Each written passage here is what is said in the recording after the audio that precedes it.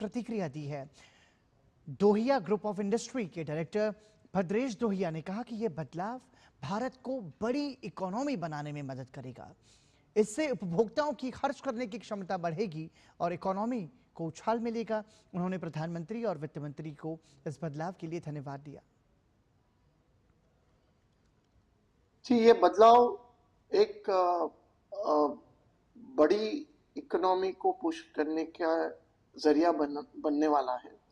इससे consumer spending बढ़ने से आज इकोनॉमी में काफ़ी उछाल दिखने की गुंजाइश दिख रही है और हम इंडस्ट्री से अपने प्रधानमंत्री और फाइनेंस मिनिस्टर को धन्यवाद कहेंगे कि उनके ये सहयोग से आज इंडस्ट्री को एक नई जान देखने जा रही है।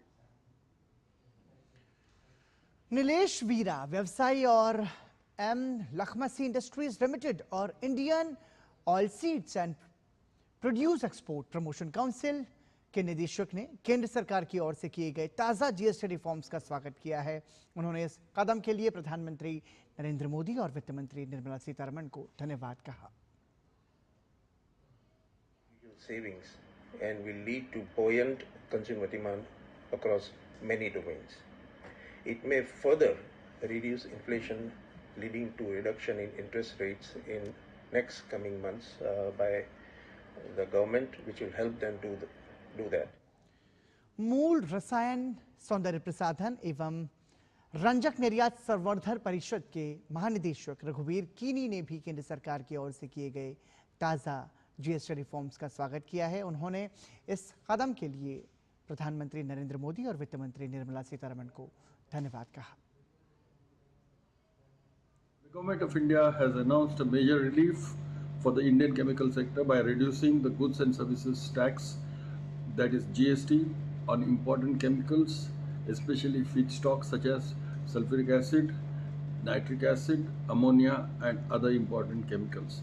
The GST rates on these products have been rationalized from 18 and 12% to just 5%, providing a strong support to the allied industries such as textile, paper, fertilizers, cosmetics, food, beverages, and much more to compete with global suppliers in Europe, US, and Asia. Encouragement for the domestic investment, making India a more attractive hub for chemical manufacturing and downstream industries.